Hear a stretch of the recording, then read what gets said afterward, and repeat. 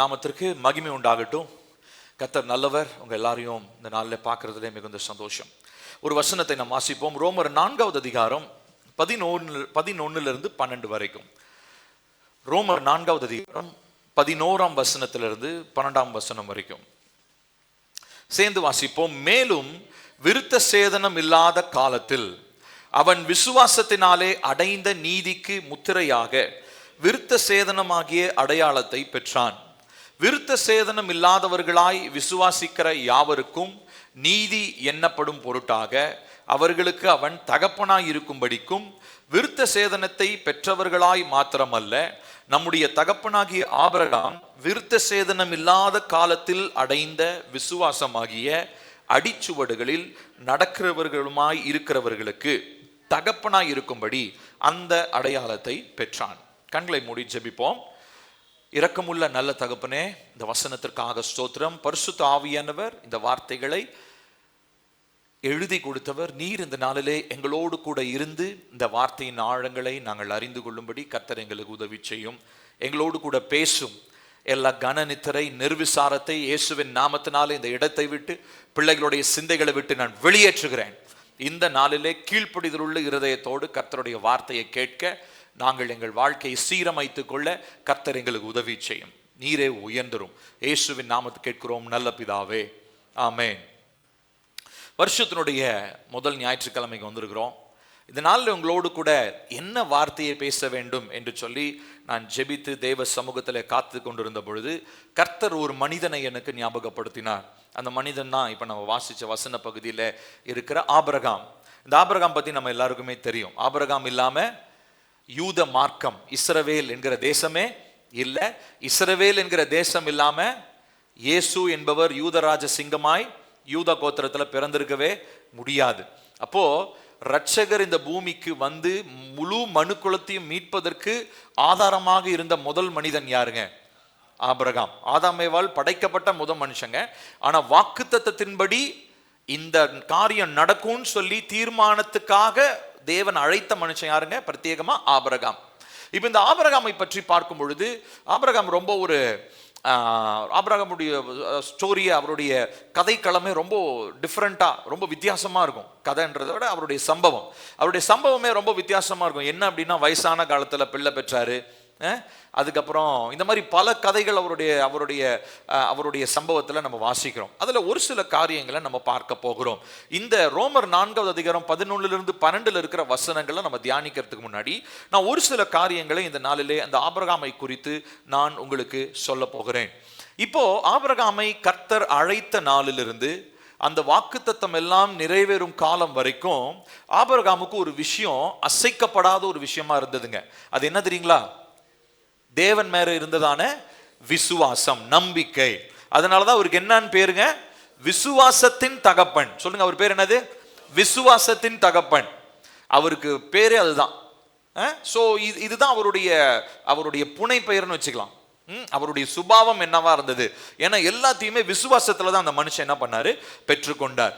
அதுவும் அந்த விசுவாசத்தின்படி அவருடைய வாழ்க்கையில நடந்த காரியங்களை எல்லாம் கொஞ்சம் கொஞ்சமாக நாம் பார்க்க போகிறோம். முதலாவது நம்ம இவர் எங்க பார்க்கிறோம் அப்படின்னா, ஆதியாகமம் 11வது அதிகாரத்துல நம்ம வாசிப்போம். ஆதியாகமம் 11வது அதிகாரம் 31 32 வரைக்கும் நம்ம வாசிக்க போறோம். ஆதியாகமம் 11 31 32 சேர்ந்து வாசிப்போம். தேராகு தன் குமாரனாகிய ஆபிராமையும் ஆரானுடைய குமாரனும் தன் பேரனுமாயிருந்த லோத்தையும் தன் குமாரன் ஆபிராமுடைய மனைவியாகிய தன் மருமகள் சாராயும் அழைத்து கொண்டு அவர்களுடைய ஊர் என்கிற கல்தேயருடைய பட்டணத்தை விட்டு கானான் தேசத்துக்கு போக புறப்பட்டான். அவர்கள் ஆரான் மட்டும் வந்தபோது அங்கே இருந்து விட்டார்கள். தேராகுடைய ஆயுசு நாட்கள் 205 வருஷம். தேராகு ஆரானிலே மரித்தான். அடுத்ததா 12வது அதிகாரத்துக்கு திருப்புவோம். 1 4 வசனம் வரைக்கும் வாசிப்போம்.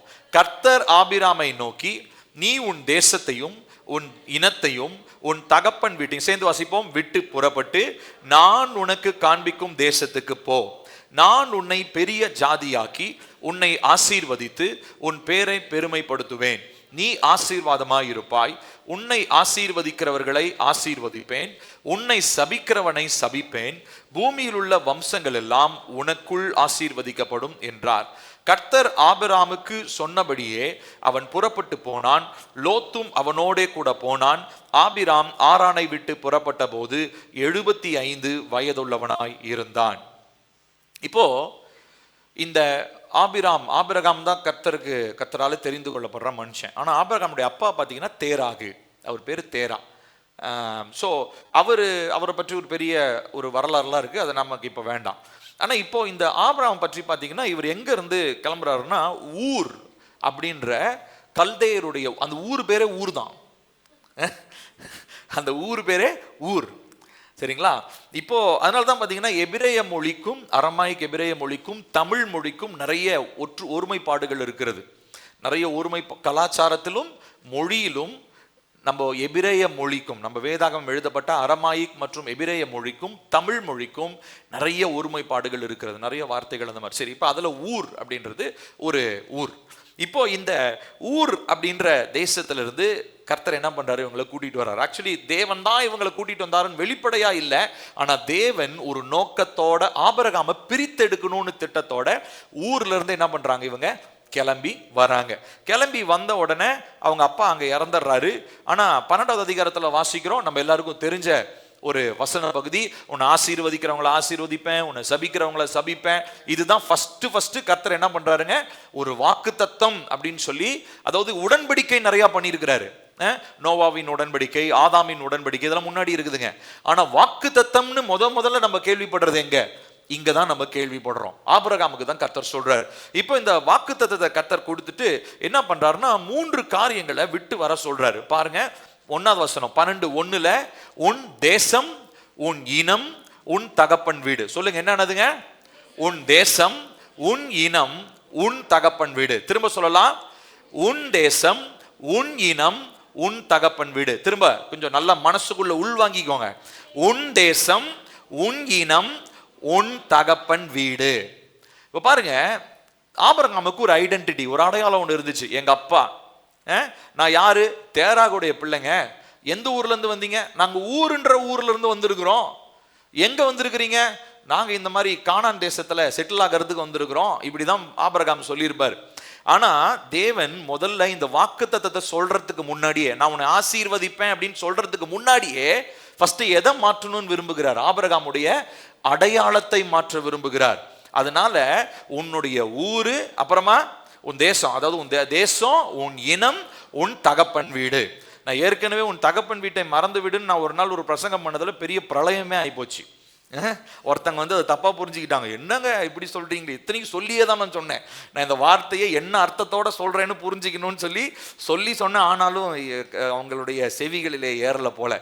சரி, நல்லா கவனிக்கணும். நம்ம எல்லாருமே நம்மளுடைய அம்மா அப்பா கோத்திரம் குலம் கோத்திரம் எல்லா அடையாளத்தையும் விட்டுட்டு தான் ஏசப்பாவை பின்தொடர முடியும். எனக்குன்னு ஒரு அடையாளம் நான் உருவாக்கி கொள்ளணும். என் ஜாதி தான் என்னுடைய அடையாளம், என் குடும்பம் தான் என் அடையாளம், நான் எந்த ஊர்ல பிறந்தேன்றதான் என் அடையாளம் இருக்கும் பொழுது தேவனுடைய ஆசீர்வாதத்திற்கு பங்குள்ளவர்களாய் நாம் மாற முடியாது.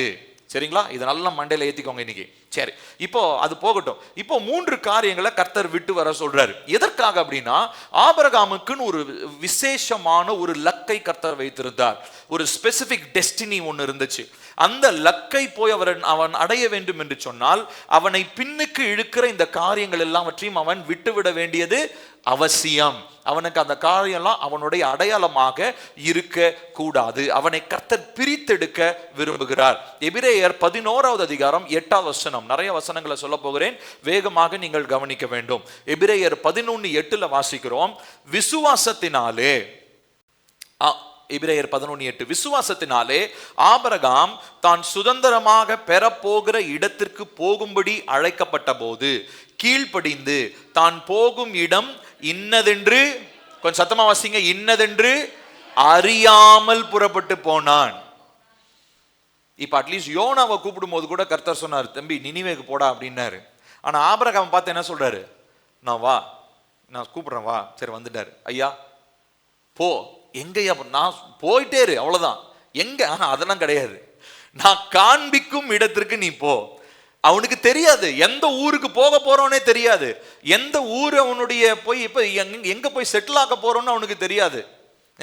அவனுக்கு அவனுடைய குடும்பம் எல்லாமே வந்திருக்கிறாங்க, இப்போ ஆடு மாடு எல்லாம் கூட இருக்குது. இப்போ அவன் எந்த இடத்துக்கு போகிறதுனே தெரியாம கர்த்தர் சொன்ன ஒரே ஒரு வார்த்தையை மாத்திரம் நம்பி என்ன பண்ணிருக்கிறாங்க, இப்போ அவன் வருகிறத நம்ம பார்க்கிறோம். சோ ஊர் என்கிற அந்த இடத்தை விட்டு இப்போ எங்க வராங்கன்னா ஆரான் என்கிற ஒரு பகுதிக்கு வந்து அவங்க செட்டில் ஆகுறாங்க. சோ இந்த இடத்துல நீங்க கவனிச்சு பாத்தீங்கன்னா, இந்த ஊர் என்பது இதை நம்ம ஒரு ஆவிக்குரிய விதத்துல நம்ம இப்படி புரிந்து கொள்ள முடியும். ஊர் என்பது உலகத்தினுடைய பாவத்தினுடைய அமைப்பு, அதாவது ரட்சிப்பின் நிலைக்கு முன்னாடி. சரியா? சோ பாவத்திலையும் உலகத்தின் கிரியைகளிலும் சிக்கி கொண்டிருப்பது ஊர். இப்ப ஊர்ல இருந்து எங்க வந்தாச்சு அப்படின்னா ஆரானுக்கு வந்திருக்கிறோம். இப்ப ஆபிரகாம் ஊர்ல இருந்து ஆரானுக்கு வந்திருக்கிறார். இப்போ ஆரானுக்கு ஆரான் தான் தேவனுடைய வாக்குத்தத்தமான கிடையாது, இது பாதி தூரம் தான். இப்ப நிறைய பேரும் உலகத்திலிருந்து வெளியே வந்துட்டோம், அடுத்து ஆரான்ல இருக்கிறோம். ஆரான்றது என்ன அப்படின்னா ஒரு நல்ல ஒரு வாக்குத்தத்தம் வந்து, ஆனா வாக்குத்தத்தம் நிறைவேறல. வாக்குத்தத்தம் வந்துருச்சு, ஆனா அந்த வாக்குத்தத்தத்திலேயே ரொம்ப ரொம்ப கம்ஃபர்டபுளா, அதுலயே ரொம்ப சௌகரியமா இருக்கக்கூடிய இடம் தான் ஆரான். ஆனா ஆரானிலே இருப்பதற்காக கர்த்தர் தெரிந்து கொண்டார் ஆபிரகாம? இல்ல. அவனுடைய சந்ததி எங்க போய் சுதந்திரிப்பாங்க? கானான் தேசத்தை போய் சுதந்திரிப்பாங்கன்றதுக்காக தான் கர்த்தர் அவங்களை தெரிந்து கொண்டார். ஆனா ஊர்ல இருந்து கிளம்பி ஆரானுக்கு வந்துட்டார்.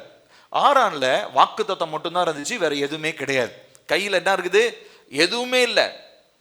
ஆனா தேவன் சொன்ன வார்த்தை மாத்திரம் ஆரான்ல ஆபிரகாமுக்கு உண்டானதை நம்ம பார்க்கிறோம். அடுத்ததா பாருங்க, அதே 12வது அதிகாரம், ஆதியாகமம் 12வது அதிகாரம் 4 வாசிக்க போறோம். வாசிப்போமா? கர்த்தர் ஆபிரகாமுக்கு சொன்னபடியே சேர்ந்து வாசிப்போம். அவன் புறப்பட்டு போனான், லோத்தும் அவனோட கூட போனான். ஆபிரகாம் ஆரானை விட்டு புறப்பட்ட போது 75 வயதுள்ளவனா இருந்தான். அப்படி இந்த வசனத்தை வாசிக்க இந்த டீடைல்ஸ்லாம் உங்க மைண்ட்ல வச்சுக்கோங்க. ஆபிரகாம் இருக்கிறாரு, ஊர்ல இருந்து ஆரானுக்கு வந்தாரு. ஆரான்ல இருந்து கூட லோத்தை கூட்டிட்டு எத்தனை வயசுல? 75 வயசுல கிளம்பி போறாருங்க. ஆபிரகாம் தன் மனைவி ஆகிய சாராயையும் தன் சகோதரனுடைய குமாரனாகிய லோத்தையும் தாங்கள் சம்பாதித்திருந்த தங்கள் சம்பத் எல்லாவற்றையும் ஆரானிலே சவதரித்த ஜனங்களையும் கூட்டிக் கொண்டு அவர்கள் கானான் தேசத்துக்கு புறப்பட்டு போய் கானான் தேசத்தில் சேர்ந்தார்கள். ஊர்ல இருந்து கிளம்பி ஆரானுக்கு வந்தாங்க. ஆரான்ல வாக்குத்தத்தம் வந்துச்சு, ஆனா வாக்குத்தத்தம் நிறைவேறுச்சானா நிறைவேறல. அப்போ அதனால என்ன பண்றாரு ஆண்டவர்? அவங்கள ஊர்ல இருந்து ஆரானுக்கு கூட்டிட்டு வராரு. ஆரான்ல இருந்து இப்ப எங்க கூட்டிட்டு போறாரு தேவன்? அவங்கள கானான் தேசத்துக்கு கூட்டிட்டு போறாரு. சரியா? இப்ப நல்லா கவனிக்கணும். இப்போ இந்த கானான் தேசம் அப்படின்றது ஏற்கனவே ஆபிரகாம் போய் சுதந்திரித்த ஒரு தேசமானா கிடையாது. இப்ப நல்லா கவனிக்கணும். இப்போ உங்களுக்கு ஒரு சொத்து கொடுக்குறேன்னு ஏசப்பா வாக்கு பண்றேன்னு வச்சுக்கோ. ஒரு 15 ஏக்கர் உனக்கு கொடுக்குறேன்பா அப்படின்னு கர்த்தர் சொல்றான்னு வச்சுப்போம். ஆனா உனக்கு அது கிடையாது, உன் பேரனுக்கு தான் அது கொடுப்பேன் அப்படின்னா உங்களுக்கு எப்படி இருக்கும்? என் கண்ணால கொஞ்சம் ஏதாவது பார்க்கறதுக்கு ஏதாவது கொஞ்சம் தயவு பண்ணுவீங்களான்னு நம்ம என்ன பண்ணிட்டு இருப்போம்? கேட்டுக்கிட்டு இருப்போம். ஏசப்பாட்ட டீல் பேசுவோம். ஏதாவது கொஞ்சம் ஒரு அறிகுறி இல்லை அது எங்க இருக்குன்னாச்சும் கொஞ்சம் காமிச்சிருங்க. இந்த மாதிரி நம்ம என்ன பண்ணுவோம்? கண்டிப்பா இந்த மாதிரி ஆபிரகாம் பேசவே இல்லை. கர்த்தருடைய வாக்குத்தத்தம் அவனுக்கு நேரா வந்ததுக்கு அப்புறம் அவர் அப்படியே விசுவாசிச்சாரு. இப்போ எந்த தேசத்துல அவருடைய சந்ததி எத்தனையோ தலைமுறை கழிச்சு அந்த சந்ததி போய் அந்த ஊர்ல இருக்க போறாங்க. ஆனா அந்த ஊர்ல இவர் எப்படி இருக்கார் தெரியுமா?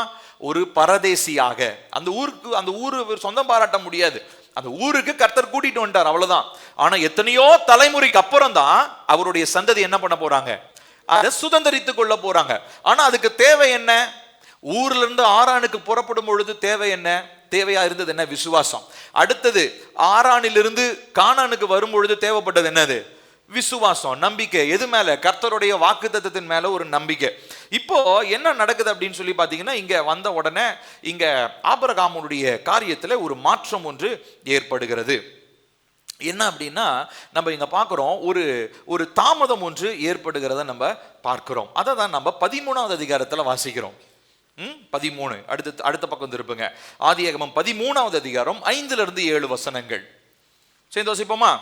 ஆபிராமுடனே வந்த லோத்துக்கும் ஆடு மாடுகளுக்கும் கூடாரங்களும் இருந்தன. அவர்கள் ஒருமித்து குடியிருக்க அந்த பூமி அவர்களை தாங்க கூடாது இருந்தது. அவர்களுடைய ஆஸ்தி மிகுதியா இருந்தபடியால் அவர்கள் ஒருமித்து வாசம் பண்ண ஏதுவில்லாமற் போயிற்று. ஆபிராமுடைய மந்தை மேய்ப்பருக்கும் லோத்துடைய மந்தை மேய்ப்பருக்கும் வாக்குவாதம் உண்டாயிற்று. அக்காலத்திலே கானானியரும் பெரிசீரும் அத்தேசத்தில் குடியிருந்தார்கள். இப்ப நல்லா கவனிக்கணும். இப்ப இவங்களுடைய அந்த டைம் லைனை நீ நல்லா கவனிச்சுட்டே வாங்க. ஊர்ல இருந்து கிளம்பி ஆரானுக்கு வந்தாங்க, ஆரான்ல இருந்து கிளம்பி கானானுக்கு வந்தாங்க. சரி, இப்ப கானான்ல தான் கொஞ்சம் ஏதாவது ஒரு நல்லது நடக்கும் அப்படின்னு பார்த்தா, கானான்லயும் கர்த்தர் என்ன சொல்றாருன்னா, டேய் உனக்கு தேவையில்லாத லக்கேஜ் ஒன்று கூட இருக்குது. என்னது? அதுதான் லோத்து. இவரு நல்ல மனசு பண்ணி அவருடைய சித்தப்பா பையன், லோத்து வந்து யாரு? ஆபிரகாமுடைய சித்தப்பா பையன். அவர் என்ன சொல்றாரு? நல்ல மனசு பண்ணி, சரி நம்ம பாவம் தனியா இருக்கிறாரு, எல்லாம் சொந்த பந்தம்லாம் செத்து போயிட்டாங்க, அதனால நம்ம என்ன பண்ணலாம், இவரை கூட்டிட்டு போய் நம்ம இருக்கிற இடத்துல நம்ம என்ன பெருசாவா நம்ம செய்ய போறோம் அப்படின்லாம் ஒரு பெரிய ஒரு பெருந்தன்மையோட அந்த மாதிரிலாம் ஒரு யோசித்திருப்பாருன்னு நினைக்கிறேன். ஆனா தேவனுடைய திட்டம் என்னன்னா, ஆபிரகாமே நான் உன்னை ஆசீர்வதிக்கணும்னா லோத்து உனக்கு கூட இருக்கிற ஒரு பெரிய ஒரு சுமை. லோத்து ஒரு எக்ஸ்ட்ரா பேக்கேஜ். நீ எக்ஸ்ட்ரா ஒரு பையத்து, நான் நியூ இயர் அப்பயும் அந்த மெசேஜ் கொடுத்தேன் இல்லைங்களா, தேவையில்லாத என்ன பண்ண முடியாது, தூக்கிட்டு. ஆமா, பிரயாணத்துல அதுவும் முக்கியமா விமான பயணத்துல போறவங்களுக்கு என்ன பண்ண முடியாது, குறிப்பிட்ட அளவுக்கு தான் அவங்க பைய தூக்கிட்டு போக முடியும், அதுக்கு மேல அவங்க லக்கேஜ் தூக்கிட்டு போக முடியாது. இப்போ ஆபிரகாமுக்கு லோத்துன்றது ஒரு எக்ஸ்ட்ரா பேக்கேஜ் தான், ஒரு எக்ஸ்ட்ரா சுமை. ஏன் நான் உன்னை ஆசீர்வதிக்கணும்னா லோத்து உன் கூட இருந்தா அது வேலைக்கு ஆகாது. ஏன்னா நான் உன் மேல வச்சிருக்கிற உன்னுடைய திட்டம் ரொம்ப பெரிதான ஒரு திட்டம். அதனால கர்த்தர் என்ன பண்றாருன்னா, சண்டையை உருவாக்கல, சண்டையை அனுமதிக்கிறார். என்ன சண்டைனா, ஒரு 4-5 ஏக்கர் லேண்ட் இருக்குது, நல்ல பசுமையா இருக்குது. அங்க யாருடைய ஆடு? ஆபிரகாமுடைய ஆடு மாடு மேய்து, லோத்துடைய ஆடு மாடு மேய்தான். அங்க பார்த்தா இந்த ஆடு மாடு மேய்க்கிறவங்களுக்குள்ள சண்டை வந்துருச்சு. என்னன்னா, ஏன் ஆடு அங்க மேய்து, உங்க ஆட்டுக்கு சாப்பாடு இல்லை. ஸோ இந்த மாதிரி சண்டை வந்து பயங்கரமான ஒரு வாக்குவாதம் வந்துருச்சு. அப்புறமா 2 பேரும் பெரிய ஆளுங்க, பெரிய தலைங்க 2 பேரும் பேசுறாங்க. என்ன சொல்றாங்க, எதுக்குங்க போய் இதுக்கெல்லாம் போய் நம்ம சண்டை போட்டுக்கிட்டு பேசாம என்ன பண்ணிடுவோம், கொஞ்சம் டிஸ்டன்ஸ் ஆயிடுவோம், கொஞ்சம் தூரமா. ஏன்னா உங்களுடைய ஆடு மாடு ஏன் ஆடு மாடு சேர்ந்து ஒரே இடத்துல என்ன பண்ண முடியல, சாப்பிட முடியல, நம்மளுடைய இது பத்த மாட்டேங்குது, அதனால கொஞ்சம் பரவும் அப்படின்னு இப்படி லோத்து இப்படி திரும்பி பாக்குறாரு.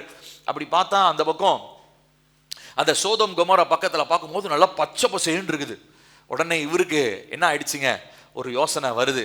சரி, நம்ம தான் ஆடு மாடுக்கு தான் சாப்பாடு இல்லாம இருக்கோமே, என்ன பண்ணுவோம், நல்ல பச்சை பசேன்னு இருக்கிற இடத்துக்கு நேரா நம்ம போயிடுவோம்னு சொல்லி லோத்து கிளம்பிட்டாரு. இப்போ லோத்தா கிளம்பல, தேவன் அவரை கிளப்ப வச்சாரு. ஏன்? எதனால? ஆபிரகாமுக்கு வரவேண்டிய ஆசீர்வாதம், ஆபிரகாமை குறித்து தேவன் நிறைவேற்ற வேண்டிய வாக்குத்தத்தம் நிறைவேற வேண்டும் என்று சொன்னால் தேவையில்லாத ஒரு சில காரியங்களை கர்த்தர் என்ன பண்றாருங்க, நம்மளை விட்டு அகற்றுகிறார். அதே ஆதியாகமம் 13வது அதிகாரம் 14வது வசனத்துல பாருங்க. லோத்து ஆபிராமை விட்டு பிரிந்த பின்பு கர்த்தர் ஆபிரகாமை நோக்கி, இங்க ஒரு 3 காரியத்தை நம்ம படிக்க போறோம், எல்லாம் சத்தமா வாசிங்க. உன் கண்களை ஏறெடுத்து நீ இருக்கிற இடத்திலிருந்து வடக்கேயும் தெற்கேயும் கிழக்கேயும் மேற்கேயும் நோக்கிப்பார். நீ பார்க்கிற இந்த பூமி முழுவதையும் நான் உனக்கும் உன் சந்ததிக்கும் என்றைக்கும் இருக்கும்படி கொடுத்து உன் சந்ததியை பூமியின் தூளை போல பெருக பண்ணுவேன். ஒருவன் பூமியின் தூளை எண்ணக்கூடுமானால் உன் சந்ததியும் எண்ணப்படும். நீ எழுந்து தேசத்தின் நீளமும் அகலமும் எம்மட்டோ அம்மட்டும் நடந்து திரி, உனக்கு அதை தருவேன் என்றார். இது பாருங்க எவ்வளவு பெரிய ஆசீர்வாதம் இது. ஆல்ரெடி அதாவது வானத்து நட்சத்திரம் அது இதெல்லாம் சொல்லிட்டாரு. அடுத்ததான் கானானுக்கு வந்தாச்சு. இப்போ கானான்ல கூட இருந்த லோத்தையும் ஆண்டவர் என்ன பண்ணிட்டாரு, வெட்டி தூக்கி போட்டார். போயா கிளம்பி போ, என் மகனுக்கு என் தாசனுக்கு நான் வச்சிருக்கிறதுக்கு நீ என்ன பண்ற, வந்து உட்காந்துக்கிட்டு தடையா இருக்கிற, நீ கிளம்பி போ அப்படின்னு தூக்கிட்டார். இப்போ லோத்து இருக்கிற வரைக்கும் நல்லா கவனிக்கணும். லோத்து பார்க்கும் போது சோதோம் கொமோரா ரொம்ப பச்சை பசேன்னு ரொம்ப அழகா இருந்துச்சுங்க, சரியா?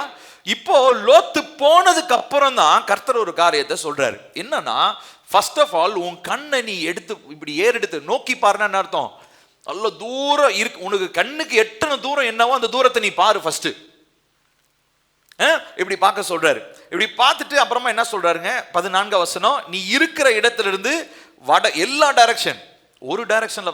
லோத்து எந்த டைரக்ஷன்ல பார்த்தாரு, சொல்லுங்க. லோத்து ஒரு டைரக்ஷன்ல தான் பார்த்தாரு, சோதோம் கொமோரா இருக்கிற ஒரு பக்கம்.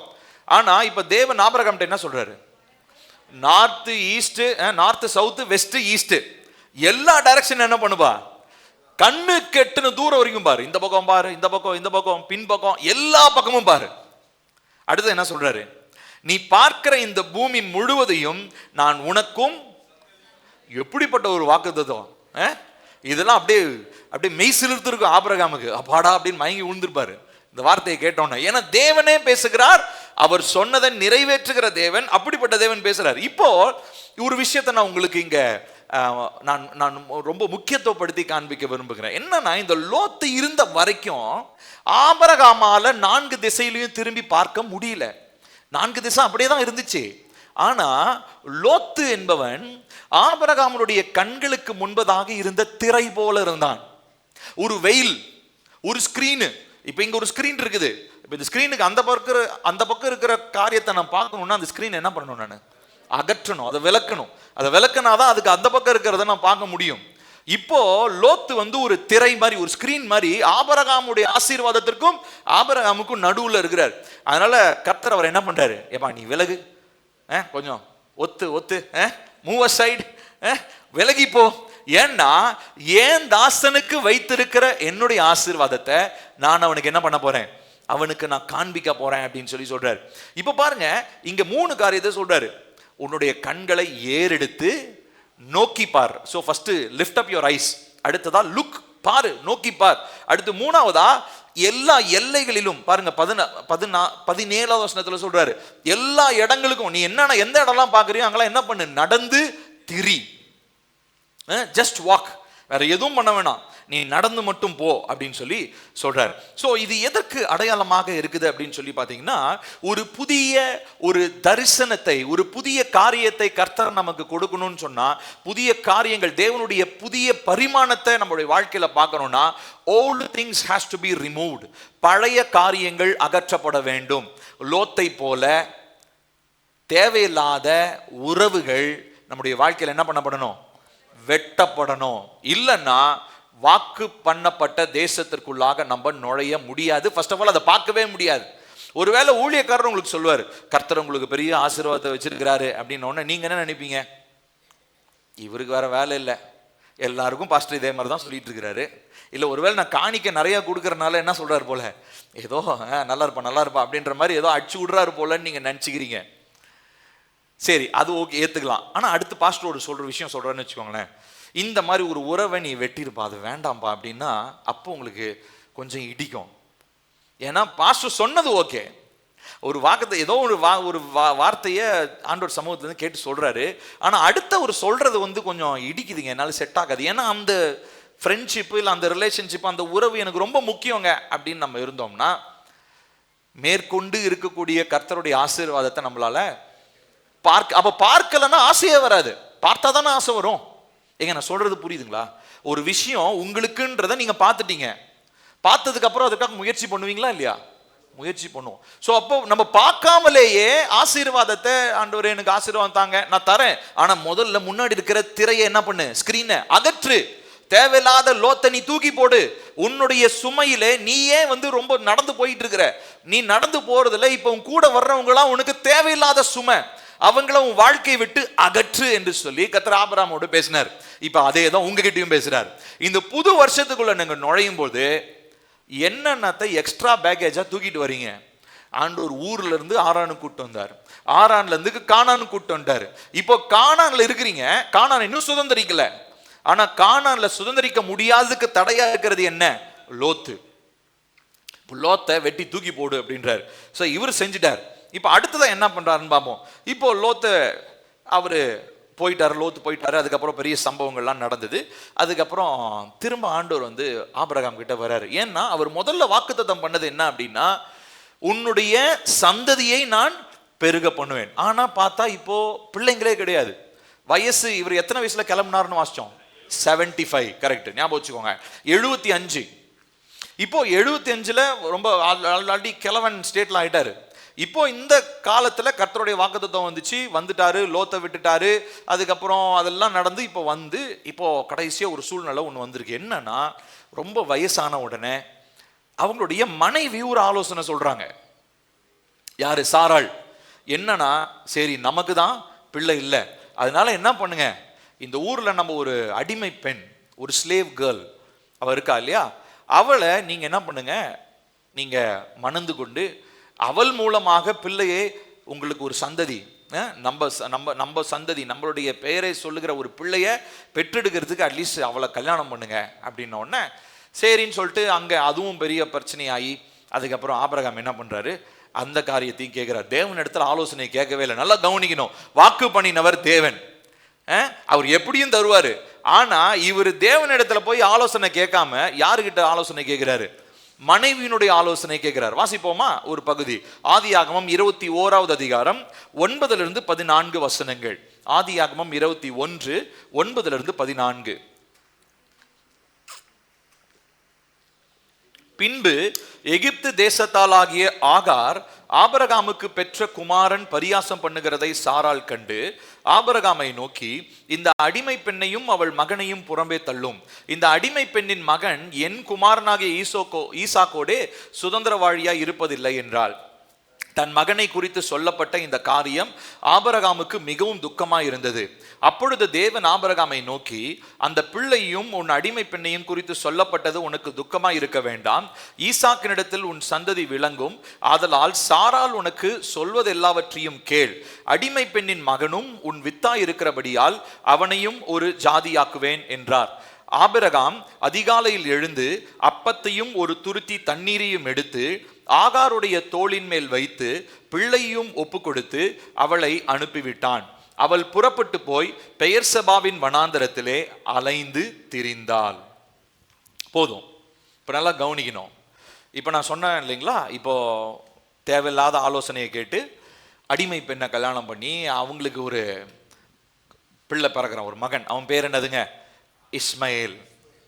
இஸ்மாயில். இப்போ இஸ்மாயில் வளர்ந்து பெரியவர் ஆயிட்டாரு. அப்புறம் இந்த பக்கம் கொஞ்சம் லேட்டாயும் 100 வயசுல யாருக்கு குழந்தை பிறகுது? ஆபிரகாம் 100 வயசா இருக்கும் போது சாராளுக்கு குழந்தை பிறகுது. இப்ப பிறந்த உடனே இப்ப 2 பசங்க இருக்கிறாங்க வீட்டுல. யாரு?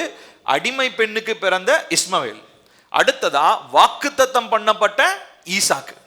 இப்போ 2 பேரும் ஓரளவுக்கு நல்லா விளையாடுற பசங்க. ஓரளவு ஒருத்தன் பெரிய ஒரு 10 வயசு, ஒருத்தர் 2 வயசு வச்சுப்போமே. இப்ப என்ன நடக்குதுன்னா, சாராள் பாக்குறாங்க, பார்த்தா இந்த இஸ்மவேல் என்ன பண்றாரு, ஈசாக்கு ரொம்ப சீண்டிக்கிட்டே இருக்கிறாரு, ரொம்ப டீஸ் பண்றாரு, அப்படி தலையில தட்டுறாரு, உதைக்கிறாரு, என்னமோ பண்றாரு. ஸோ அதை பார்த்த உடனே சாராளுக்கு என்ன ஆயிடுச்சு, பயங்கர வருத்தம் ஆயிடுச்சு.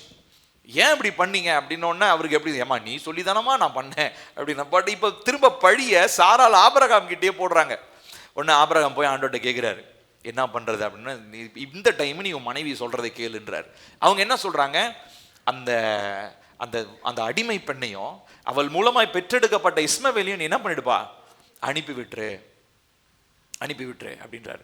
இப்போ நல்லா கவனிக்கணும், என்னதான் இருந்தாலும் அது ஆபிரகாமுடைய மகன். நான் சொல்றது புரியுதா? அது சாராளுக்கு பிறக்கல, அது அடிமை பெண்ணுக்கு பிறந்தது, அது ஒரு கதை இருக்கட்டும். ஆனா தன்னுடைய சொந்த மகனை அனுப்பிவிட வேண்டும் என்கிற ஒரு காரியத்தை கர்த்தர் சொல்றாரு. இது எவ்வளவு கஷ்டமா இருக்கும் ஒரு அப்பாவுக்கு, அதுவும் வயசான காலத்துல குழந்தையே பிறக்காதுன்னு நினைச்ச டைம்ல பிறந்த ஒரு பையனை கர்த்தர் என்ன சொல்றாரு, அனுப்பி விட்டுருப்பான்றாரு. இது எவ்வளவு கஷ்டமா இருக்கும். லோத்து அனுப்பி விடுறது கூட பிரச்சனையா இருந்திருக்காது, ஏன்னா லோத்து வந்து சித்தப்பா பையன் தான் போட்டோம். ஆனா இப்போ இது ஆபிரகாமுடைய வித்துல வந்த பையன், ஆபிரகாமுடைய சொந்த சரீரத்திலிருந்து வந்த பையன். இப்போ இவரை அனுப்ப சொல்றாரு தேவன். இப்போ சொன்ன உடனே இது எவ்வளவு ஒரு வேதனையான ஒரு காரியமா இருந்திருக்கும் பாருங்க. சோ இது தேவனால் உண்டான ஒரு காரியமா இல்ல.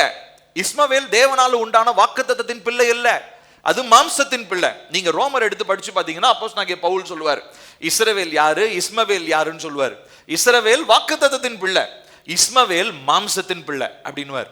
அப்படின்னா என்ன அர்த்தம், சொந்த விருப்பத்தின்படி, நம்ம ஆசையின்படி நம்ம செஞ்சுக்கிட்டது, சொந்த விருப்பத்தின்படி செஞ்சுக்கிட்டத உனக்கே உரியதா இருந்தாலும் நீ என்ன பண்ணிதான் ஆகணும், விட்டுதான் ஆகணும்.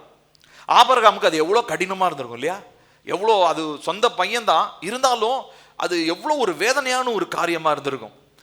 இப்போ இந்த இடத்துல ஆபிரகாமுடைய வாழ்க்கையில நம்ம ஒரு காரியத்தை நாம் கற்றுக்கொள்கிறோம்.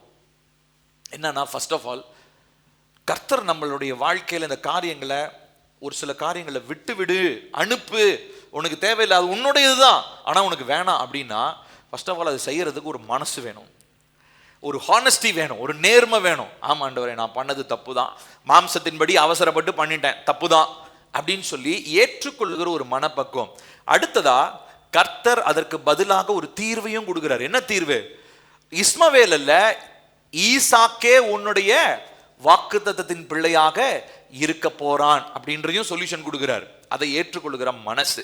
அடுத்தது மூணாவதா, அனுப்பிவிடணும்ன்றது ரொம்ப வேதனையான ஒரு காரியமா இருந்தாலும் அனுப்பிவிட வேண்டியது அவசியம். ஏன்? வாக்குத்தத்தத்தின் பிள்ளை செழித்தோங்கணும்னா மாம்சத்தின் பிள்ளை என்ன பண்ணப்படணும்? அனுப்பப்படணும். நான் சொல்றது புரியுதுங்களா? நான் சொல்ற நல்லா கவனிங்க, எல்லாரும் என் பின்னாடி சொல்லுங்க. வாக்குத்தத்தத்தின் பிள்ளை வளர வேண்டும் என்றால் மாம்சத்தின் பிள்ளை வெளியேற்றப்பட வேண்டும். ஆமா, ஆபிரகாம் நமக்கு ஒரு சிறந்த ஒரு உதாரணம். கர்த்தருடைய வாக்குத்தத்தம் வருஷத்துல நமக்கு உண்டு, ஆனா அதுக்கு முன்னாடி மாம்சம் என்ன இருக்குது? அப்படியே ஒரு லோத்து மாதிரி ஒருத்தர் இருக்கிறாரு, அவரையும் தூக்கியாச்சுன்னு வச்சுப்போம். அடுத்தது என்ன இருக்குது? இஸ்மவேல் மாதிரி ஒருத்தர் உட்கார்ந்துட்டு இருக்கிறாரு. இஸ்மவேலை கொண்டு கர்த்தர் உங்களுடைய வாழ்க்கையில நன்மையை செய்ய போறது இல்ல. உங்க பிள்ளைதான். ஆபிரகாமுக்கு இஸ்மவேல் பிள்ளைதான், ஆனா இஸ்மவேல் ஆசீர்வாதத்தின் பிள்ளையாக இருக்க போவது இல்லை. யார் தான் ஆசீர்வாதத்தின் பிள்ளை? ஈசாக்கு தான். அது கர்த்தர் நிர்ணயிச்சிட்டார். அது தேவனுடைய அனாதி தீர்மானத்தின்படி அவருடைய புத்தகத்துல எல்லாம் எழுதப்பட்டு நேர்த்தி அவர் தீர்மானிச்சிட்டார். ஆனா நம்மளால என்ன பண்ண முடியலன்னா, அதை பார்க்க முடியல, அதை பார்த்தாலும் அதை ஏற்றுக்கொள்ள முடியல. It is so hard to let go of. ஒரு சில காரியங்களை விட்டு விடுவதற்கு நமக்கு ரொம்ப கடினம். ஏன்னா அது எனக்குள்ள இருந்து தான் வந்துச்சு, அது என் மாம்சத்துக்குரியது, எனக்குள்ள இருந்து வருது. இப்போ இதை செய்யணும்னு சொல்லி கர்த்தர் ஆபிரகாம் கிட்ட சொல்றாரு. ஒரு சில கிரியைகளை, ஒரு சில மாம்ச கிரியைகள் உங்களுக்கு நற்பெயர் கொடுக்கலாம். இப்போ உதாரணத்திற்கு ஒரு எக்ஸாம்பிள் நான் சொல்றேன். இப்போ எனக்குள்ள ஒரு ஒரு தாளந்து ஒன்று இருக்குன்னு வச்சுப்போம். எனக்குள்ள ஒரு தாளந்து ஒன்று இருக்குது. அந்த தாளந்து எவ்விதத்திலும் பரலோக ராஜ்யத்துக்கும் தேவனுடைய ஊழியத்துக்கும் பிரயோஜனம் இல்லை அப்படின்னா அதை கர்த்தர் என்கிட்ட என்ன சொல்லுவாரு? அது விட்டுடுன்னுவாரு. நான் அதை சொல்ல இல்லை, அது எனக்கு நீங்க கொடுத்தது, பிறக்கும் போதே எனக்கு கூட இருந்தது இல்லை அது அப்படின்னு நான் சொல்ல முடியாது. நான் சொன்னேன்னா ஆசீர்வாதத்தை இழந்து விடுவேன். I will forfeit my blessings. என்னுடைய ஆசீர்வாதங்களை நான் சொல்றது எல்லாரும் கவனிங்க. உங்களுக்குள்ளதான், உங்களுக்குரியது தான். ஆனா ஆசீர்வாதத்திற்கு ஒரு காரியம் தடையா இருந்துச்சுன்னா உங்களுக்குரியதும் உங்களுக்குள்ளதும் என்ன பண்ணப்படணும்? வெளியேற்றப்பட வேண்டும். அது இஸ்மவேலாக இருக்கிறது, அது உங்களுடைய வாக்குத்தத்தத்திற்கு தடையாக இருக்கிறது. அது உங்க வாழ்க்கையில நீங்க சுமந்து கொண்டு செல்ல முடியாது. You do not have that responsibility to take care of Ishmael. இஸ்மவேலை பார்த்துக்கிற பொறுப்பு உங்களுடைய பொறுப்பு கிடையாது. ஈசாக்க வளர்க்கறது தான் ஆபிரகாமுடைய பொறுப்பு. அப்போ மாம்சத்திற்குரிய காரியங்களை நாம் அகற்றி விட வேண்டியது ரொம்ப முக்கியம். சரி, இப்போ பாருங்க, இந்த ஆபிரகாமுடைய ஒவ்வொரு வாழ்க்கையினுடைய பகுதியும் எவ்வளவு விஷயம் பார்க்குறோம். ஃபர்ஸ்ட் ஊர்ல இருக்கிறார். ஊர்ல இருந்து எங்க வந்தாரு? ஆரானுக்கு வந்தார். ஆரான்ல இருந்து எங்க வந்தாரு? கானானுக்கு வந்தார். கானான்ல எதை ஆண்டவர் வெட்டினாரு? லோத்தை வெட்டினாரு. லோத்துக்கு அப்புறமா யாரு பிறக்கிறாங்க? இஸ்மவேல். இஸ்மவேலையும் ஆண்டவர் தூக்கிட்டாரு. போ, உனக்கு கிடையாதுன்றார். அடுத்ததா ஈசாக்கு இருக்கிறார். ஒரு வசனத்தை வாசிப்போம். ஆதியாகமம் 22வது அதிகாரம் 1-3 வசனங்கள். ஆதியாகமம் 22 1-3 நடந்த பின்பு சேர்ந்து வாசிப்போம். தேவன் ஆபிரகாமை சோதித்தார். எப்படி எனில், அவர் அவனை நோக்கி ஆபிரகாமே என்றார். அவன் இதோ அடியேன் என்றான். அப்பொழுது அவர், உன் புத்திரனும் உன் ஏகசுதனும் உன் நேசகுமாரனுமாகிய ஈசாக்கை நீ இப்பொழுது அழைத்து கொண்டு மோரியா தேசத்துக்கு போய் அங்கே நான் உனக்கு குறிக்கும் மலைகள் ஒன்றின் மேல் அவனை தகன பலியாக பலியிடு என்றார். ஆபிரகாம் அதிகாலையில் எழுந்து தன் கழுதையின் மேல் சேணம் கட்டி தன் வேலைக்காரர்கள் 2 பேரையும் தன் குமாரன் ஈசாக்கையும் கூட்டிக் கொண்டு தகன பலிக்கு கட்டைகளையும் பிளந்து கொண்டு தேவன் தனக்கு குறித்த இடத்திற்கு புறப்பட்டு போனான். 22:10 வாசிப்போம். பின்பு ஆபிரகாம் தன் குமாரனை வெட்டும்படிக்கு தன் கையை நீட்டி கத்தியை எடுத்தான். அப்பொழுது கர்த்தருடைய தூதனானவர் வானத்திலிருந்து ஆபிரகாமே, சேர்ந்து வாசிப்போம், ஆபிரகாமே என்று கூப்பிட்டார். அவன் இதோ அடியேன் என்றான். அப்பொழுது அவர், பிள்ளையாண்டான் மேல் உன் கையை போடாதே, அவனுக்கு ஒன்றும் செய்யாதே, நீ அவனை உன் புத்திரன் என்றும் உன் ஏகசுதன் என்றும் பாராமல் எனக்காக ஒப்பு கொடுத்தபடியினால் நீ தேவனுக்கு பயப்படுகிறவன் என்று இப்பொழுது அறிந்திருக்கிறேன் என்றார். ஆபிரகாம் தன் கண்களை ஏறெடுத்து பார்க்கும் பொழுது இதோ பின்னாக புதரிலே தன் கொம்புகள் சிக்கிக் கொண்டிருந்த ஒரு ஆட்டுக்கடாவை கண்டான். அப்பொழுது ஆபிரகாம் போய் கடாவை பிடித்து அதை தன் குமாரனுக்கு பதிலாக தகன பலியிட்டான். ஆபிரகாம் அந்த இடத்திற்கு யெகோவா ஈரே என்று பெயரிட்டான். அதனால் கர்த்தருடைய பர்வதத்தில் பார்த்து கொள்ளப்படும் என்று இந்நாள் வரைக்கும் சொல்லப்பட்டு வருகிறது. கர்த்தருடைய தூதனானவர் இரண்டாம் தரம் வானத்திலிருந்து ஆபிரகாமை கூப்பிட்டு, நீ உன் புத்திரன் என்றும் உன் ஏகசுதன் என்றும் பாராமல் அவனை ஒப்பு கொடுத்து இந்த காரியத்தை செய்தபடியால் நான் உன்னை ஆசீர்வதிக்கவே, சேர்ந்து வாசிப்போம், ஆசீர்வதிக்கவே ஆசீர்வதித்து உன் சந்ததியை வானத்து நட்சத்திரங்களைப் போலவும் கடற்கரை மணலை போலவும் பெருகவே பெருக பண்ணுவேன் என்றும் உன் சந்ததியார் தங்கள் சத்துருக்களின் வாசல்களை சுதந்திரித்துக் கொள்வார்கள் என்றும் நீ என் சொல்லுக்கு கீழ்ப்படிந்தபடியினால் உன் சந்ததிக்குள் பூமியில் உள்ள சகல ஜாதிகளும் ஆசீர்வதிக்கப்படும் என்றும் என் பேரில் ஆணையிட்டேன் என்று கர்த்தர் சொல்லுகிறார் என்றார். பாருங்க, ஈசாக்க சரி இஸ்மவேலை துரத்தியாச்சு. அட்லீஸ்ட் ஈசாக்கு ஓகே சந்தோஷம்பா, இவரை வச்சு தான் நம்ம கர்த்தர் மொத்த சந்ததியும் வளர்க்க போறாருலாம் நினைச்சிட்டு இருக்கிற டைம்ல அந்த எண்ணம் யோசித்து முடிக்கிறதுக்குள்ள அடுத்த ஒரு சத்தம் வருது. என்ன சத்தம்? ஈசாக்க எனக்கு பலியிடு. எப்படி இருந்திருக்கும் ஆபிரகாமுக்கு? ஊரை விட்டு ஊரை வந்து கடைசி காலத்துல ஒரு பிள்ளைய பெத்தா இப்ப பிள்ளை என்னன்றாரு? அவரு பலியிடுன்றாரு. கொஞ்சம் கூட இரக்கம் இல்லையா அந்த கடவுளுக்கு? அவரே கொடுக்கிறாரு, இப்ப அவரே பலியிட சொல்றாரு. எப்படிப்பட்ட கடவுளா அவர் இருப்பாரு அப்படின்லாம் அவர் யோசிக்கவே இல்லை. அதனாலதான் ஆபிரகாமுக்கு என்ன பேருங்க? விசுவாசத்தின் தகப்பன். அவருடைய கமிட்மெண்ட், அதாவது ஒவ்வொரு காலத்திலையும் அவர் 75 வயசுல தேசத்தை விட்டு கிளம்பி வரும் பொழுது கர்த்தர் அழைக்கும் பொழுது இருந்த கமிட்மெண்ட், அந்த கமிட்மெண்ட் அந்த அர்ப்பணிப்புல அவர் ஒவ்வொரு காலத்திலும் ஒவ்வொரு பகுதியிலும் எவ்வளவு நெருக்கமா இருக்கிறார் பாருங்க. அவர் தேவனிடத்துல எவ்வளவு க்ளோஸா வந்திருக்கிறார். தேவனை சார்ந்து கொள்வதை ஒவ்வொரு காலத்திலும் அவர் என்ன பண்ணிட்டார்? நல்லா லேர்ன் பண்ணிக்கிட்டார். இப்போ நீங்க ரட்சிக்கப்பட்டு எத்தனை வருஷம் இருக்கும் யோசிச்சு பாருங்க. ஒரு 15 வருஷம், 20 வருஷம், 30 வருஷம், 40 வருஷம், ஏதோ ஒரு டைம் வச்சுப்போம். இப்போ அந்த 40 வருஷத்துக்கு முன்னாடி நீங்க ஏசப்பாவை நம்பினதுக்கும் இப்போ நீங்க தேவனை நம்புறதுக்கும் என்ன வித்தியாசம் இருக்குது? அப்போ இப்போ ஆபிரகாம் மாதிரி நம்ம கதை தலைகீழா இருக்குது. என்னன்னா அப்ப நல்ல பயங்கரமா நம்பணும். ஆனா இப்ப வர வர வர வர கழுதை தேஞ்சு கட்டெரும்பா மாறிடுச்சான். அதனுடைய அர்த்தம் எனக்கு சரியா தெரியல. நான் எங்கள் மாமாட்ட கேட்குறேன், எங்கள் மாமா சூப்பராக அர்த்தம் சொல்லுவார். நான் கேட்டு உங்களுக்கு அடுத்த வாரம் சொல்கிறேன் அந்த பழமொழியினுடைய முழு அர்த்தத்தை. கழுதை தேஞ்சி கட்டெரும்பா மாறி போச்சான். அப்படின்னா என்ன அர்த்தம்? கழுதை மாதிரி இருந்தது இத்திருண்டா ஆயிடுச்சு. கழுதை இவ்வளோ பெருசாக இருந்தது, இப்போ கட்டெரும்பாகி போச்சு. ஆபிரகாமுடைய கதை கட்டெரும்புல இருந்து கழுதியா போயிருக்கு. ஆனால் நம்ம கதை கழுதையிலிருந்து கட்டெரும்பாகி போச்சு. இதுதான் ஆபிரகாமுக்கு நமக்கு வித்தியாசம். பாருங்களேன். அதனாலதான் நம்மளால விசுவாசத்துல நிலைச்சு நிக்க முடியலங்க. ஒரு கமிட்மெண்ட், கர்த்தர் எனக்கு இது செய்வாருன்னா கர்த்தர் செய்கிற அளவுக்கு காத்து இருக்க முடியல. அவசரப்பட்ட உடனே என்ன பண்றேன்? அடுத்து வேற வேற வழியை நான் பார்த்து நான் கிளம்பிடுறேன். ஏன்னா தேவனை சார்ந்து கொள்வதில் வருடங்கள் ஆக ஆக எனக்கு நம்பிக்கை பெருகணுமே ஒழிய எனக்கு நம்பிக்கை குறையக்கூடாது. நம்பிக்கை குறைஞ்சதுன்னா என்னுடைய ரட்சிப்பே கேள்விக்குறி. வருஷம் ஆக ஆக தேவனை இப்ப நான் ரட்சிக்கப்பட்டு 20 வருஷம் ஆகுது. 20 வருஷத்துல 20 வருஷத்துக்கு முன்னாடி இருந்த நம்பிக்கைக்கும் இப்போ நான் தேவன் மேல இருக்கிற நம்பிக்கைக்கும் என்ன வளர்ந்து இருக்கிறோமானா அதுதான் வளர்ச்சி இல்லைங்க. 20 வருஷத்துக்கு முன்னாடி உசிரியே கொடுத்துக்கு ரெடியா இருந்தேன். ஆனா இப்போ என்னுடைய வீட்டில் இருக்கிற என்னுடைய ஒரு காரியத்தையோ இல்லை என்னுடைய சரீரத்தில் இருக்கிற என் சுபாவத்தை கூட மாத்திக்கிறதுக்கு எனக்கு மனசு இல்லை. அப்ப யோசிச்சு பாருங்க, அப்புறம் நம்ம எப்படி ஆசீர்வாதத்தை பெற்றுக்கொள்ள முடியும்? நான் சொல்றது உங்களுக்கு புரியுதா? ஆபிரகாம கர்த்தர் ஆசீர்வதிக்கணும்னா அதுக்கு முன்னாடி அவர் விட்டுவிட வேண்டியது நிறைய இருந்துச்சு. அதை செஞ்சாரு, கமிட்டடா இருந்தாரு. ஆனா நம்ம கமிட்மெண்ட்ல வருஷம் வருஷம் குறைஞ்சிக்கிட்டே தான் போறோம். கழுதியா இருந்து அப்படியே ஒவ்வொரு உருவமா மாறி இப்ப கட்டெரும்பு பார்க்க போகுது ஒரு சிலருக்கு. அப்படியே சின்ன சின்ன உருவமா போய் கடைசியா சின்ன ஒரு உருவமா மாற போகுது. அதுக்கு முன்னாடி கர்த்தர் உங்களை எப்படியாவது ரிவைவ் பண்ணணும்னு நினைக்கிறாரு. இப்ப எல்லாம் கிட்டத்தட்ட இப்ப எப்படி தெரியுங்களா இருக்கிறோம்? ஐசியூ கண்டிஷன்ல இருக்கிறோம். ஐசியூல ஹார்ட் அட்டாக் வந்து செத்து போயிடுச்சுன்னா சிபிஆர் வச்சு போடுவாங்க பாத்தீங்களா? என்ன பண்ணுவாங்க? கமான் செக் வச்சு டபால்னு தூக்கி போடும். பார்த்துருக்கிறீங்களா இல்லையா? ஆமா, நிறைய பேர் அந்த கண்டிஷன்ல தான் இருக்கிறோம். ஆண்டவர் நம்மளை என்ன பண்ணிட்டு இருக்கிறாரு, எலக்ட்ரிக் ஷாக் கொடுத்து, எப்பா ஏதோ உசுறு வருதான்னு பார்க்கலாம் பாருப்பா, செத்து போன மாதிரியே கிடக்குறான் அப்படின்னு சொல்லி. ஒரு சாட்சி ஒன்று சொல்றேன், அது சம்பவம் சொல்லும் போது ஞாபகம் வருது. இங்க நம்முடைய ஆலயத்துக்கு இன்னும் ஒரு நண்பர்களாக இருக்கிற இன்னொரு ஒரு அங்கிள், பாஸ்டர் டேவிட் ராஜன், எங்களுக்கு எல்லாருக்கும் தெரியும், அப்பாவுடைய ஃப்ரெண்டு. அவங்க சர்ச்சில் ஒரு ஒரு ஒரு விசுவாசி ஒருத்தர் இருக்கிறார்.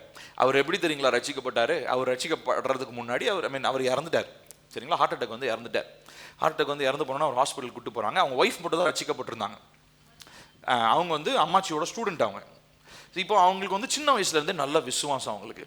அவங்க என்ன பண்ணால், ஹார்ட் அட்டாக் வந்தோடனே ஐசியூ கொண்டு போயிட்டு ஓகே மார்ச்சுரிக்கெலாம் கொண்டு போகிறதுக்கு ரெடி பண்ணிட்டாங்க. போனோடனே ஃபஸ்ட்டு ஹார்ட் அட்டாக் வந்தோடனே இறந்துட்டாங்கன்னு இதெல்லாம் பண்ணுவாங்க, அந்த சிபிஆர் பண்ணுவாங்க இல்லைங்களா, அந்த இதெல்லாம் வந்து டாக்டர் எல்லாமே வச்சு பண்ணி பார்க்குறாங்க. 3 தாட்டி, எப்பயுமே 3 தாட்டி தான் பண்ணுவாங்களாம். அந்த ஃபுல் வோல்டேஜில் 3 தாட்டி தான் பண்ணுவாங்களாம். அதுக்கு மேலே பண்ணால் அந்த கரண்ட் ஷாக்கில் அந்த பாடி எரிஞ்சு போயிடும். அதனால 3 தாட்டி வரைக்கும் பண்ணியிருக்காங்க, உயிர் வரல. உடனே இந்த அம்மா கிட்ட இந்த அம்மா வெளியில் உட்காந்து அழுது இருந்துருக்குறாங்க. இந்த அம்மாட்ட வந்து, ஏம்மா உங்கள் புருஷன் இறந்துட்டாரு, தூக்கிட்டு போங்க அப்படின்ட்டாங்க. உடனே இந்த அம்மாவுக்கு பாருங்க, இந்த அம்மாவுடைய விசுவாசம், எங்கள் சாமிக்கு 7ஆம் நம்பர் ரொம்ப பரிபூர்ணமான நம்பர். 7 தாட்டி என்ன பண்ணணும், என் புருஷனுக்கு நீ சிபிஆர் பண்ணி ஆகணும்னு சண்டை போட்டு டாக்டர்கிட்ட 7 தாட்டி பண்ணாங்க. 7வது தாட்டி உசுரோட வந்துட்டார். அல்லேலூயா. இன்னும் ஒரு ஹோட்டல் கடை வச்சிருக்கிறாரு. இன்னும் போனீங்கன்னா போய் பார்க்கலாம். அவர் பேர் ஏழுமலை. கர்த்தருக்காக அவர் இன்னும் வாழ்கிற ஒரு மனுஷன். அவருடைய சாட்சி கேட்கும்போது எனக்குலாம் அப்படியே நான் அழுதுட்டேன். பாருங்க, இந்த மாதிரி தான் நிறைய பேர் இந்த கண்டிஷன்ல தான் இருக்கிறோம். இப்போ அவர் உயிரோட வந்துட்டார்னு அல்லேலூயான்னு சொன்னீங்க இல்லையா, இப்போ இதே மாதிரி தான் ஏஞ்சல்ஸும் காத்துக்கிட்டு இருக்கிறாங்க. எப்படியாவது செத்து போன என்னுடைய ஆவிக்குரிய நிலையில செத்து போன என்னுடைய சபை உயிரோடு எழாதா அப்படின்னு ஒன்று உயிரோடு உங்களுக்கு வந்துருச்சு வச்சுக்கோங்களேன், பரலோகத்துல பார்ட்டி தான். சூப்பர் சூப்பர், செத்து போய் கிடந்தான் என் பிள்ளை, உயிரோட வந்துட்டான். சர்ச்சுக்கு வந்து வாரம் பிரசங்கத்தை கேட்டுக்கிட்டே இருந்துச்சு, மண்டையில ஒண்ணுமே போல, இப்பதான் மண்டைக்குள்ள போகுது. அதனால ஸ்தோத்திரம் அல்லேலூயான்னு எல்லா தூதர்களும் கை ஆட்டி எல்லாம் தேவனை துதிச்சுக்கிட்டு இருப்பாங்க பரலோகத்துல. ஆனா நம்ம எப்படி தெரியுமா இருக்கிறோம்? ஆமா, இன்னும் எத்தனை தாட்டி சிபிஆர் கொடுக்கணும்னு தெரியல நமக்கு. பாருங்க, ஆபிரகாமுடைய நிலை வருஷம் கமிட்மெண்ட் அதிகமாச்சு. ஆனா நம்மளுடைய நிலை அப்படியே தலைகீழா இருக்குது. வருஷம் விசுவாசமும் குறையுது, கமிட்மெண்ட்டும் குறையுது, தேவன் மேல இருக்கிற நம்பிக்கை குறையுது, ஜபம் குறையுது, விசுவாசம், தேவனுடைய வார்த்தை எல்லாம் குறைஞ்சு கடைசியா சடலங்கள், பிணம் தான். ஒரு உண்மையா நடந்த ஒரு சம்பவத்தை நான் சொல்றேன். ஏற்கனவே நான் சொல்லியிருக்கேன். ஒரு சர்ச்சு பாஸ்டர் ஒருத்தர் இருந்தாராம். அவருடைய சபை ரொம்ப மரித்து போன ஒரு நிலைமையில, அதாவது ரொம்ப ஒரு என்ன சொல்ற ஆவிக்குரிய நிலையில செத்து போன ஒரு சபை மாதிரி. அதனால இவங்களுக்கு ஏதாவது ஒரு பாடம் கற்றுக் கொடுக்கணும்னு சொல்லி அவர் பயங்கரமான ஒரு ராஜ தந்திரத்தை யோசிக்கிறார். உடனே என்ன பண்றாரு, ஒரு வாரம் ஒரு ஆலோசனை, ஒரு அறிவிப்பு சொல்றாரு. அடுத்த வாரம் செவ்வாய்க்கிழமை இங்கே ஒரு அடக்க ஆராதனை நடக்கும் அப்படின்றாரு. என்னது, அடக்க ஆராதனை நடக்குமா? கல்யாணம் நடக்கும்னு சொன்னா கூட நியாயம், அது என்ன அடக்க ஆராதனை? செவ்வாய்க்கிழமை அடக்க ஆராதனை நடக்கும், வேணும்னா வந்து பாருங்க. எல்லாருக்கும் பாஸ்டர்கிட்ட வந்து எல்லாம் ஆராதனை முடிஞ்சோன்னு கேட்குறாங்க, என்ன பாஸ்டர் என்ன அடக்க ஆராதனை? யார் எங்க சாவறதுக்கு முன்னாடியே நீங்க அடக்க ஆராதனை பத்தி பிளான் பண்றீங்களா? யார் நீங்க வந்து பாருங்க அப்படின்ட்டாரு. செவ்வாய்க்கிழமை 10 மணிக்குன்னு டைம் குறிச்சா 8 மணிக்கெல்லாம் வந்து நிக்கிறாங்க. சர்ச்செல்லாம் வந்து பூட்டி கிடக்குது. பாஸ்டர் வராரு, வந்து பொறுமையா திறக்கிறாரு. பார்த்தா ஒரு சவப்பெட்டி இங்க இருக்குது. எல்லாம் பாருங்க, நீ பாருங்க, ஒரு சவப்பெட்டி இருக்குது. இப்போ என்ன சொல்றாரு, எல்லாம் இங்க பக்கத்துல வந்து பார்க்க கூடாது, எல்லாரும் ஃபர்ஸ்ட் வரிசையா உட்காருங்க. நான் என்ன பண்ண போறேன்னா, ஒரு பாட்டு ஒன்று பாட போறேன். சாவல பாட்டு பாட போறேன். அதுக்கப்புறமா இவங்களை கொண்டு போய் நம்ம என்ன பண்ண போறோம், அடக்கம் பண்ண போறோம். அது யாருன்னு பார்க்கறதுக்கு முன்னாடி ஃபர்ஸ்ட் நீங்க என்ன பண்ண, ஃபர்ஸ்ட் உட்காருங்க. இவர் நல்ல பக்தியா அப்படியே ஒரு பாட்டு பாடாரு, அடக்க ஆராதனை மாதிரி எல்லாம் நடத்துறாரு. எல்லாருக்கும் பயங்கர கியூரியஸ், யாரையாவது இருக்கிறது அப்படின்னு அப்படியே கியூரியாசிட்டி பில்ட் ஆகிட்டே இருக்குது. இவர் பார்த்தீங்கன்னா அந்த அப்படியே ரொம்ப காமா அந்த பாஸ்டர் அடக்கார நடத்திட்டு, சரி இப்போ கடைசியா நம்ம ஜெபிக்க போறோம். ஆனால் ஜெபிக்கிறதுக்கு முன்னாடி எல்லாரும் வரிசையில் நில்லுங்க. எல்லாரும் வந்து என்ன பண்ணணும், இந்த சவப்பெட்டியில் இருக்கிறவங்கள பார்த்துட்டு அப்படி இந்த பக்கம் வந்து அப்படி போயிடணும், சரியா அப்படின்றாரு. எல்லாம் சின்ன குழந்தையிலேருந்து பெரியவங்க வரைக்கும் எல்லாம் அப்படியே இருக்கிறாங்க. எல்லாம் வராங்க. மொதல் ஆள் வந்து பார்க்குறாரு இப்படி உள்ள. அவரு பார்த்த உடனே அப்படியே அவர் மூஞ்சி அப்படியே கருகள் ஆயிடுச்சு. பின்னாடி இருக்கிறவங்கலாம் ஆச்சரியம், என்னடா இவன் மூஞ்சி இப்படி ஆயிடுச்சு. முதல் ரெண்டாவது ஆளு அவருடைய மூஞ்சும் கருகி போயிடுச்சு. அப்படியே அப்படியே முகம்லாம் எல்லாருக்கும் வாடுது, அப்படியே சோகமா போறாங்க அந்த பக்கம் எல்லாம். கடைசியா என்னன்னு போய் பார்த்தா அவரு அந்த பெட்டிக்குள்ள ஒரு கண்ணாடி வச்சிருந்தார். என்ன வச்சிருந்தாரு? கண்ணாடியில் நீங்க பாத்தீங்கன்னா யாரு தெரியும்? நம்ம தான் தெரியும். இப்போ ஊழியக்காரர் கடைசியா சொன்னார், இப்ப புரியுதா யார் செத்து போனாங்கன்னு? யார் செத்து போனாங்கன்னு தெரியுதா இப்போ அப்படின்னு சொல்லிட்டு அந்த பெட்டியை மூடி புதைச்சிருப்பா அப்படின்னாராம். அங்க இருக்கிற உதவி செய்கிறவங்க கிட்ட இப்ப சொன்னாராம், நம்முடைய சபை இப்படிதான் இருக்குது, எல்லாம் செத்து போய் இருக்கிறீங்க, ஆவிக்குரிய நிலையில செத்து போய் கிடக்குறீங்க. உங்க எல்லாரும் இப்ப என்ன பண்றேன், நான் புதைச்சிடுறேன். இப்போ ஆவிக்குரிய நிலைமையில நீங்க எல்லாம் திரும்ப என்ன ஆகணும்? உயிர் பெறணும். இப்போ உலர்ந்த எலும்புகள் உயிரடையணும்னு சொல்லி அவர் அதுக்கப்புறம் ஜெபித்தாராம். கர்த்தர் ஒரு பெரிய மாற்றத்தை அவங்க சபையில கொடுத்தாராம். இப்ப அந்த மாதிரி அடக்க ஆராதனை செய்யற அளவுக்கு நம்ம சர்ச்சை நடத்திடக்கூடாது. நம்ம பண்ற ரேஞ்சுக்கு நம்ம விடக்கூடாது. சோ இப்ப என்ன பண்ணணும்னா, கர்த்தர் நமக்கு ஒரு புஷ் கொடுத்துட்டே இருக்கிறாருங்க. ஆவியானவர் ஒவ்வொரு வாரமும் நம்மளுடைய ஆத்துமாவை அப்படியே அவரு ஒரு நட்ஜிங், ஒரு உணர்த்துதலை கொடுத்துக்கிட்டே இருக்கிறார். எதுக்காகனா, எப்படியாவது என் பிள்ளை உயிர் பெற்று திரும்ப நான் அவனுக்காக வைத்திருக்கிற வாக்குத்தத்தத்தை பெற்றுக்கொள்ள மாட்டானா, அதை அனுபவிக்க மாட்டானா, அதை சுதந்திரிக்க மாட்டானான்ற ஒரு ஏக்கத்தோடையே தான் வாரம் வாரம் கர்த்தர் காத்து கொண்டு இருக்கிறார். ஆனா வார வாரம் நமக்கு அந்த ஏக்கம் இல்லாம போயிடுது. நான் சொல்றது புரியுதா? இப்போ பாருங்க, ஆபிரகாமுக்கு இருந்த கமிட்மெண்ட். ஸோ ஃபர்ஸ்ட் ஊரை விட்டு ஊர் வர சொன்னாரு, லோத்து போயிட்டாரு, இஸ்மவேல் போயிட்டாரு, இப்போ ஈசாக்கையும் பலி செலுத்த சொல்றாரு. சரி, ஈசாக்க பலி செலுத்துற டைம்லையும் அந்த கமிட்மெண்ட் மாறவே இல்லை. அதனால தான் அதுக்கப்புறம் என்ன சொல்றாரு, அதுதான் அந்த ஆசீர்வாதமா படித்தோம். நம்ம 10வது அதிகாரத்தில் நம்ம வாசிச்சோம் இல்லைங்களா? 10வது அதிகாரம் 17வது வசனம் பாருங்க, சாரி 22வது அதிகாரம் 17வது வசனத்துல, நான் உன்னை ஆசீர்வதிக்கவே ஆசீர்வதித்து. இப்ப சொல்ற ஆசீர்வாதம் வேற. ஐ மீன் அப்ப சொன்னதும் அதேதான். பட் இப்போ எப்படிப்பட்ட கான்ஃபிடன்ஸோட தேவன் அவன் மேல எவ்வளவு நம்பிக்கை வச்சுட்டாரு இல்லையா? ஏன்னா த்ரூ ஆல் த ட்ரையல்ஸ், இருந்த எல்லா உபத்திரவங்களிலும் நெருக்கத்திலும் ஆபிரகாம் எப்படி இருந்தாரு? பயங்கர ஸ்ட்ராங்கா இருந்தாரு. கமிட்மெண்ட்ல மாறவே இல்லை, விசுவாசத்துல உறுதியா இருந்தாரு. அதனால இப்ப அவர் என்ன சொல்றாரு, இப்ப நான் சொல்றேன்டா, இதை மார்க் பண்ணி வச்சுக்கோ, நான் உன்னை ஆசீர்வதிக்கவே ஆசீர்வதித்து உன் சந்ததியை வானத்தின் நட்சத்திரங்களைப் போலவும் கடற்கரை மணலை போலவும் பெருகவே பெருக பண்ணுவேன் என்றும், உன் சந்ததியார் தங்கள் சத்துருக்களின் வாசல்களை சுதந்திரித்துக் கொள்வார்கள் என்றும், நீ என் சொல்லுக்கு கீழ்ப்படிந்தபடியினால் உன் சந்ததிக்குள் பூமியில் உள்ள சகல ஜாதிகளும் ஆசீர்வதிக்கப்படும் என்று. நல்லா கவனிக்கணும், கடைசி வார்த்தை வாசிங்க, என் பேரில். சொல்லுங்க, என் பேரில் ஆணையிட்டேன். இப்ப பாருங்க, அது எவ்வளவு பெரிய ப்ராமிஸ் தெரியுமா? அது அவர் சாதாரணமா யார்ட்டையும் வாக்கு உரைக்க மாட்டார். இப்ப அவர் பெயர்லயே வாக்கு, நான் என் பேர்ல சத்தியம் பண்றேன்டா. அது எவ்வளவு பெரிய ப்ராமிஸ். தேவன் அவர் பெயர்லயே சத்தியம் பண்ணி அவர் சொல்றாரு, ஆணையிட்டேன் என்று கர்த்தர் சொல்லுகிறார். அப்படியே எபிரேயருக்கு திருப்போம். எபிரேயர் 6வது அதிகாரத்துல ஒரு வசனத்தை வாசிக்கலாம். எபிரேயர் 6வது அதிகாரம் 13 18. 13 எபிரேயர் 6:13 18 சேர்ந்து வாசிப்போம். ஆபிரகாமுக்கு தேவன் வாக்குத்தத்தம் பண்ணின போது ஆணையிடும்படி தம்மிலும் பெரியவர் ஒருவரும் இல்லாதபடியினாலே தமது பேரிலே தானே ஆணையிட்டு, பெருகவே பெருக நிச்சயமாகவே நான் உன்னை ஆசீர்வதிக்கவே ஆசீர்வதித்து உன்னை பெருகவே பெருக பண்ணுவேன் என்றார். அந்தபடியே அவன் பொறுமையாய் காத்திருந்து வாக்குத்தத்தம் பண்ணப்பட்டதை பெற்றான். மனுஷர் தங்களிலும் பெரியவர் பேரில் ஆணையிடுவார்கள், உறுதி பண்ணும்படிக்கு ஆணையிடுதலே சகல விவாதத்திற்கும் முடிவு. அந்தபடி தேவனும் வாக்குத்தத்தம் பண்ணப்பட்டவைகளை சுதந்திரித்துக் கொள்ளுகிறவர்களுக்கு தமது ஆலோசனையின் மாறாத நிச்சயத்தை பரிபூரணமாய் காண்பிக்கும்படி சித்தமுள்ளவராய் ஓர் ஆணையினாலே அதை ஸ்திரப்படுத்தினார். நமக்கு முன் வைக்கப்பட்ட நம்பிக்கையை பற்றி கொள்ளும்படி அடைக்கலமாய் ஓடி வந்த நமக்கு 2 மாறாத விசேஷங்களினால் நிறைந்த ஆறுதல் உண்டாகும்படி எவ்வளவேனும் பொய் உரையாத தேவன் அப்படி செய்தார். இப்போ பாத்தீங்களா, அந்த வசனத்தை தான் இங்க எபிரேயருக்கு எழுதின நிருபத்துல அந்த அப்போஸ்தலன் சொல்றாரு. கர்த்தர் என்ன பண்றாரு, அவர் பேரிலே ஆணையிட்டு கொடுக்கிறார். ஏன்னா அந்த வாக்குத்தத்தம் அவர் சொல்றது, அவர் பேர்ல ஆணையிட்டு. ஏன்னா இவ்வளோ காலத்திலும் ஆபிரகாமுடைய விசுவாசத்துல அவர் என்ன பண்ணல, தளரவே இல்லை. கமிட்மெண்ட்ல ஒவ்வொரு சூழ்நிலையும் கமிட்மெண்ட்ல இன்னும் அதிகமாயிட்டே தான் போகுது. தேவன் மேல இருக்கிற நம்பிக்கை பெருகி கொண்டே தான் இருக்கிறது. இதை பார்க்கும் பொழுது கர்த்தர் அவர் ஆணையிட்டு அந்த ஆசீர்வாதத்தை கர்த்தர் கொடுக்கிறவராக இருக்கிறார். இப்போ இதுல நம்ம அறிந்து கொள்ற ஒரு காரியம் என்ன அப்படின்னு சொன்னீங்கன்னா, கர்த்தர் எதை தெரியுங்களா பெருக செய்வார்? நீங்க எதை கொடுக்குறீங்களோ அதை தான் பெருக செய்வார். அவர் இல்லாததை கூட உருவாக்க முடியும். ஆனா ட்ரஸ்ட்னு வந்துருச்சுன்னு வச்சுக்கோங்க, நம்பிக்கைன்னு வந்துருச்சுன்னா ஒரு விஷயத்தை நீங்க கொடுக்கணும்னு நினைக்கிறாரு. அது என்ன தெரியுங்களா?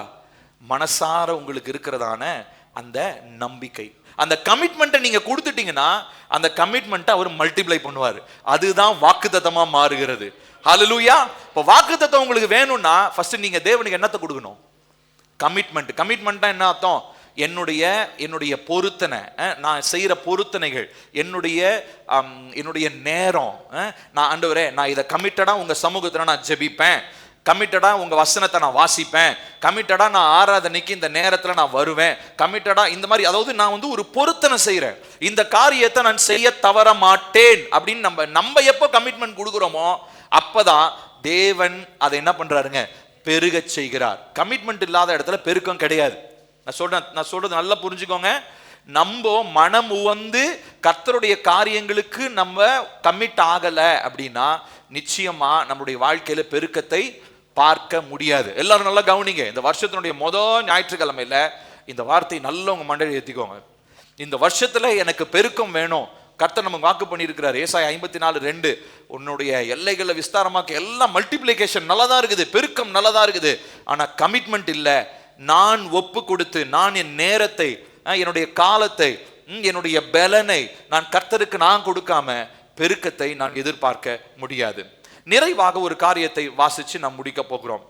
யாக்கோபினுடைய சுவிசேஷம், யாக்கோபினுடைய நிருபம் 2வது அதிகாரம் 20-23 வசனங்கள். யாக்கோபு 2:20-23 சேர்ந்து வாசிப்போமா? யாக்கோபு 2:20-23. வீணான மனுஷனே, கிரியைகள் இல்லாத விசுவாசம் செத்ததென்று நீ அறிய வேண்டுமோ? நம்முடைய பிதாவாகிய ஆபிரகாம் தன் குமாரன் ஈசாக்கை பலிபீடத்தின் மேல் செலுத்தின போது கிரியைகளினாலே அல்லவோ நீதிமானாக்கப்பட்டான். விசுவாசம் அவனுடைய கிரியைகளோட கூட முயற்சி செய்து கிரியைகளினாலே விசுவாசம் பூரணப்பட்டதென்று காண்கிறாயே. அப்படியே ஆபிரகாம் தேவனை விசுவாசித்தான், அது அவனுக்கு நீதியாக எண்ணப்பட்டது என்கிற வேத வாக்கியம் நிறைவேறிற்று. அவன் தேவனுடைய சிநேகிதன் எண்ணப்பட்டான். இப்ப கவனிக்கணும். இப்போ ஆபிரகாம் தேவனை விசுவாசிச்சான். என்ன கிரியை செஞ்சான்? தேவன் சொல்லும் போது அதை செஞ்சான். அதுதான் கிரியை. என்ன செஞ்சான்? ஊர்ல இருந்து ஆரானுக்கு போனார், ஆரான் போனான். ஆரான்ல இருந்து கானான் போனான். கானான்ல லோத்தை தூக்கிருப்பா அப்படின்னாரு, லோத்தையும் அனுப்பியாச்சு. அதுக்கப்புறம் இஸ்மவேலை தள்ளுனாரு, இஸ்மவேலையும் அனுப்பியாச்சு. அடுத்ததா ஈசாக்கை வந்து பலியிடுன்றாரு, அதுவும் பலியிடுறது கூட்டு போய் எஸ்கேப் தப்பு வச்சு கூட்டு வந்தாச்சு. இப்ப இதெல்லாம் பார்த்துட்டு இப்ப யாக்கோபு சொல்றாரு, அவர் நான் சும்மா நான் உங்களை விசுவாசிக்கிறேன்னு சொல்லலப்பா, அவர் சொன்னதான் என்ன பண்ணா, செயலிலே வெளிப்படுத்தினா. இப்ப நீங்க என்ன செயலை செய்ய முடியும்? இப்போ நம்ம கிட்ட வந்து ஆண்டவர் ஏதாவது பெரிய பலியை கேட்குறாரா? அது பலியிடு, அதை கொடு, காணிக்க கொடு, அது கொடு, இது கேட்கல. அவர் உங்ககிட்ட கேட்கறதெல்லாம் ஒன்று தான், உங்களுடைய வாழ்க்கையின் பரிபூரணம், யுவர் பர்ஃபெக்ஷன். அதாவது உங்களுடைய வாழ்க்கையின் முழுமை, அது ஒன்று தான் அவர் கேட்குறாரு. இப்போ இதில் நம்ம கமிட்மெண்ட் இல்லைன்னு வச்சுக்கோங்களேன். இப்போ இந்த வருஷம் இன்னைக்கு என்ன தேதி? 4. இந்த 4ஆம் தேதியே நமக்கு தெரிஞ்சிருக்கோம் இந்த வருஷத்துல நம்ம எடுத்த தீர்மானத்தில் ஒழுங்கா செஞ்சோமா இல்லையான்னு. இந்த வருஷத்தில் ஜெபம் பண்ணணும், இந்த வருஷத்தில் பைபிள் படிக்கணும், இந்த வருஷத்தில் அதை பண்ணணும், இந்த வருஷத்தில் இதை பண்ணணும், எவ்வளோ விஷயம் யோசிச்சிருப்போம். 4ஆம் தேதியிலே பாதி கலண்டர் இருக்கும். இன்னும் 40 நாள் வர்றதுக்குள்ள மொத்தமாக போயிடும். அப்புறம் பிப்ரவரி வந்து புது வருஷம் மாதிரி தான் நமக்கு. ஒன்றுமே இருக்காது, எந்த ரெசல்யூஷனுமே இருக்காது, எந்த தீர்மானமுமே இருக்காது. ஏன்னா பாருங்க, என் வாழ்க்கையில் தேவனுக்குரிய காரியங்களில் நான் விசுவாசிக்கிறேன். உண்மைதாங்க. நீங்க ஏசப்பாவை நீங்க தெய்வம் இல்லைன்னு நீங்க சொல்ல மாட்டீங்க யாருமே. ஏசப்பா உண்மையான தெய்வம்னு நீங்க எல்லாமே ஒத்துக்குவீங்க. ஆனா அந்த விசுவாசத்தை உங்க கிரியையில காமின்னா அதுக்கு மட்டும் முடியல.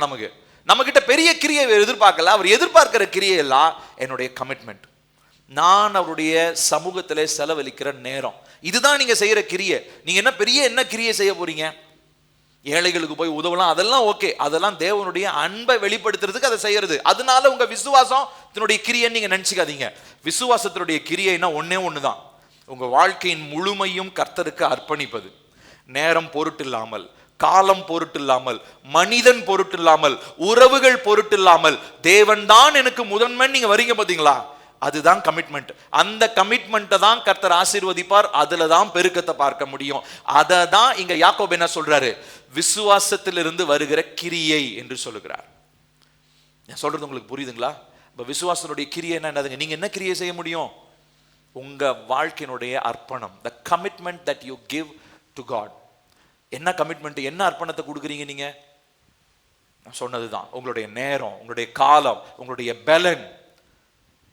தேவன் ஒரு சில காரியங்களுக்கு விட சொன்னார்னா அதை விட்டு, அதை அந்த உறவு வேணான்னா அதை வேணான்னு சொல்லி, லோத்து வேணானா லோத்து வேணாம், இஸ்மவேல் அனுப்புனா இஸ்மவேல் அனுப்பிடுறேன்பா, ஈசாக்க சரி ஈசாக்க நான் பலியிடுறேன்.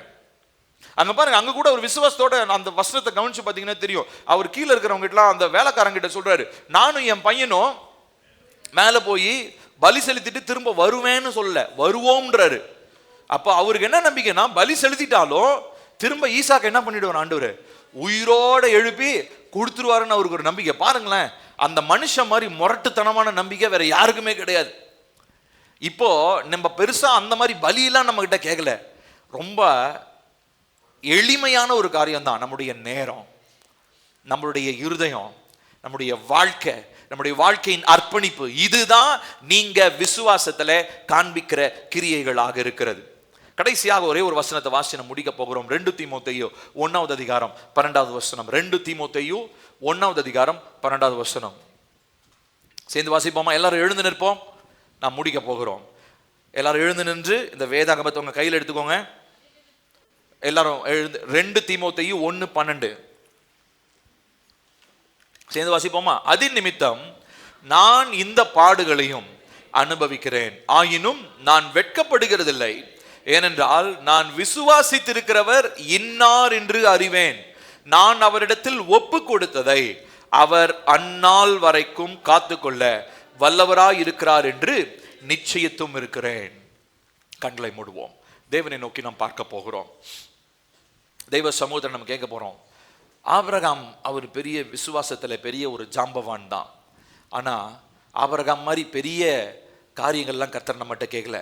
ரொம்ப எளிமையா நம்முடைய வாழ்க்கையின் அர்ப்பணத்தை கேட்கிறார். நம்முடைய நேரம், கமிட்மெண்ட் இல்லாம மல்டிப்ளிகேஷன் இல்லை, அர்ப்பணிப்பு இல்லாம ஆசீர்வாதத்தின் பெருக்கத்தை பார்க்க முடியாது. இந்த வருஷத்துல வாக்குத்தத்தத்தை நாம் பெற்றது உண்மைதான், அந்த வார்த்தையில் அவர் மாறாதவர் உண்மைதான், ரட்சிப்பை நீங்கள் பெற்றுக்கொண்டது உண்மைதான். ஆனால் அதிலே கர்த்தருடைய கரத்தை பார்க்க வேண்டும் என்று சொன்னார். இந்த வருடத்தினுடைய நாட்களிலே தேவன் வாக்கு பண்ணினவைகளை நம்முடைய வாழ்க்கையில நிறைவேறுதலை நாம் பார்க்க வேண்டும் என்று சொன்னால், இந்த நாட்களிலே தேவன் எதிர்பார்க்கிற அந்த காரியம் அர்ப்பணிப்பு. உங்களுடைய விசுவாசத்துல, உங்களுடைய வாழ்க்கையின் எல்லா பகுதிகளிலும் நீர் தேவனிடத்தில் அர்ப்பணிக்கிறீங்களா? ஒரு சில மாம்சத்தின் கிரியைகளை வெளியேற்ற வேண்டும் என்று சொன்னால் இஸ்மவேலை அகற்றி ஆக வேண்டும். ஒரு சில லோத்துகளை வெட்ட வேண்டும் என்று சொன்னால் லோத்துகள் வெளியேற்றப்பட வேண்டும். ஒரு சில நேரங்களிலே கர்த்தர் உணர்த்தும் பொழுது அது உடனடியாக செய்ய நம்ம தீர்மானம் எடுக்கும் பொழுது அந்த இடத்துல நாம் கர்த்தர் மேல் இருக்கிறதான நம்பிக்கையிலும் அந்த அர்ப்பணிப்பிலும் வளருகிறவர்களாக இருக்கிறோம். அதனுடைய முடிவாக, அதனுடைய விளைவாக நடக்கிறது என்ன? பெருக்கம். கர்த்தருடைய மகிமையை நம்ம பார்க்க போகிறோம், கர்த்தருடைய ஆசீர்வாதத்தை நம்ம பார்க்க போகிறோம். ஆகையினாலே நம்ம யாரும் இந்த நாளிலே சோர்ந்து போக கூடாது. இந்த வருடத்தினுடைய முதல் ஞாயிற்றுக்கிழமை வந்திருக்கிறீங்க, ஒரு தீர்மானம் எடுங்க. கர்த்தாவே, நான் உம் பேரில் இருக்கிற விசுவாசத்தில், உம் பேரில் இருக்கிறதான நம்பிக்கையில், அர்ப்பணிப்பில் நான் வளருவதற்கு இன்று நான் ஒரு தீர்மானம் எடுக்கிறேன். கர்த்தாவே, நான் அப்பா ஆபிரகாமை போல நீங்க என்னை அழைச்சிருக்கிறீங்க. என்னுடைய இனத்தை விட்டு, என்னுடைய ஜனத்தை விட்டு, என் தேசத்தை விட்டு, என் தகப்பன் வீட்டை விட்டு கர்த்தர் என்னை நீர் அழைத்தது உண்மைதான். ஆனால் நிறைய நேரம் நான் இன்னும் அந்த பழைய காரியங்களே என்னுடைய அடையாளமாக இருக்கும்படி நான் நினைத்து கொண்டிருப்பதனாலே கர்த்தருடைய மகிமையை என்னால பார்க்க முடியவில்லை, கர்த்தருடைய பெருக்கத்தை என் வாழ்க்கையில பார்க்க முடியல. காரணம், இன்னும் என்னுடைய பழைய காரியங்களே என்னுடைய அடையாளமாக இருக்கிறது. அது எல்லாவற்றையும் விட்டு வெளியே வர நான் இந்த நாளில் ஒரு தீர்மானம் தீர்மானம் எடுக்கிறேன். இந்த வருஷத்தினுடைய முதல் ஞாயிற்றுக்கிழமையில நான் தேவ சமூகத்துல ஒரு தீர்மானம் எடுக்கிறேன். கர்த்தர் எனக்கு இந்த நாளிலே உதவி செய்யுங்கப்பா. ஒரு அர்ப்பணிப்புள்ள வாழ்க்கையை கர்த்தர் எனக்கு தாங்கப்பா. மற்ற எல்லா காரியங்களை என்னை விட்டு அகற்றுங்கப்பா. அப்பா, ஒரு கமிட்டடான ஒரு வாழ்க்கை, தேவ சமூகத்துல நேரம் செலவழிச்சு தேவ வார்த்தைக்கு நேரத்தை ஒதுக்கி தேவனுடைய பிரசன்னத்துல காத்திருக்கிற அந்த அர்ப்பணிப்பை எனக்கு தாங்கப்பா. நிறைய நேரம் நம்ம மனசை கர்த்தருக்கு கொடுக்கிறோம். ஆனா கர்த்தர் மனசை கொடுக்கிறது மாத்திரம் இல்ல, அவர் நேரத்தையும் நம்மகிட்ட எதிர்பார்க்கிறார். நம்ம எல்லாம் என்ன சொல்றோம்னா, நான் ரொம்ப பிஸியா இருக்கேன், அதனால எனக்கு அதை மட்டும் முடியலங்கன்னு நம்ம சொல்றோம் இல்லையா? ஆனா அதை தான் கர்த்தர் உங்ககிட்ட கேட்கிறார். பிரியமானவர்களே, இந்த வருஷத்துல ஒரு தீர்மானம் எடுங்க. எல்லாரும் நம்ம எல்லாரும் தேவ சமூகத்துல உண்மையா மனசார சொல்லுங்க, ஏசப்பா, நீங்க என் மேல வச்சிருக்கிற அன்புக்கும் நீங்க எனக்கு செய்வேன்னு சொல்லி சொன்ன வாக்குத்தத்தத்துக்கும் அப்பா, என்னால எனக்கு அதுக்கு நிகரா ஒன்னையும் செய்ய முடியாது. ஆனா ஒரு விஷயத்தை என்னால நான் இன்னைக்கு கற்றுக்கொண்டேன் அப்பா, இந்த ஆபிரகாமை போல ஒரு கமிட்மெண்ட், ஒரு அர்ப்பணிப்பை மாத்திரம் இந்த நாள்ல நான் கொடுக்கிறேன். என்னுடைய நேரத்தை நீங்க கேட்டீங்கன்னா அதை கொடுக்கிறதுக்கு நான் ஒரு தீர்மானம் எடுக்கிறேன். அப்பா, உங்க சமூகத்துல நான் காத்திருக்கணும், நீங்க என்னை கூப்பிட்டீங்கன்னா உடனடியா நான் வரேன் ஆண்டவரே. அப்பா, நான் காத்திருப்பதை, தேவ சமூகத்தில் அர்ப்பணிப்பதை, காத்திருப்பதை ஒரு தீர்மானமாக நான் இந்த நாளில் எடுக்கிறேன். அப்பா, ஒரு நிபந்தனையினாலேயோ இல்ல உணர்ச்சி பூர்வமா ஏதோ வருஷ துவக்கத்துல எடுக்கிற காரியமாகவோ அல்ல. இந்த வருடம் முழுவதும் நிலையாய் நிலைத்திருக்கக்கூடிய ஒரு அர்ப்பணிப்பு, நிலையாய் நிலைத்திருக்கக்கூடியதான தேவ சமூகத்துல காத்திருந்து ஜெபிக்கிற ஜெப நேரங்கள், கர்த்தருடைய ஆவியானவர் பேசும்படி அமைதலாய் காத்திருக்கிற நேரங்கள், கர்த்தருடைய ஆவியானவர் வசனத்திலிருந்து பேசும்படி காத்திருக்கிற நேரங்கள், இப்படி நான் தேவனுடைய சமூகத்திலே அர்ப்பணிப்பை நான் கொடுக்கும் பொழுது கர்த்தர் மகிமையான காரியங்களை என்னுடைய வாழ்க்கையில நீர் செய்ய உண்மை உள்ளவராய் இருக்கிறீரப்பா. இந்த நாளிலே கர்த்தாவே, விசுவாசத்தின் தகப்பனாகிய ஆபிரகாமை குறித்து நீங்க எங்களோடு பேசினீங்க. நாங்க அப்பா அதுல இம்மி அளவு கூட எங்களுக்கு அப்பா நாங்க இன்னும் அந்த அளவுக்கு நாங்க வரலப்பா. நாங்க ரொம்ப குறை உள்ளவங்களாக, நிறைய பேர் நாங்க மரித்து போனவங்களா தான் இருக்கிறோம் அப்பா. ஆனால் கர்த்தருடைய ஆவியானவர் உலர்ந்த எலும்புகளை உயிரடைய செய்கிறவர் நீர் இந்த நாளிலே எங்க சபையிலே கர்த்தாவே மரித்து போன நிலைமையிலே அப்பா, இந்த கடைசி நிமிஷத்துல உயிர் போற மாதிரி இருக்கிற நிலையில இருக்கிற அந்த ஆத்துமாவை கர்த்தர் உயிர்ப்பீங்க ஆண்டவரே. ஒரு புதிய அர்ப்பணம் இந்த புதிய வருஷத்துல ஆரம்பிக்கட்டும். ஒரு புதிய கீழ்ப்படிதல் தேவ பிள்ளைகளுக்கு உண்டாகட்டும் அப்பா. ஒரு புதிய தீர்மானங்களை எடுக்கிறது மாத்திரம் இல்ல, அந்த தீர்மானங்களை தேவ சமூகத்திலே முற்றுமுடிய காத்துக்கொள்ளுகிற பிள்ளைகளாக கர்த்தர் நீர் ஒவ்வொருவரையும் மாற்றுவீராக என்று சொல்லி நாங்கள் ஜெபிக்கிறோம்ப்பா.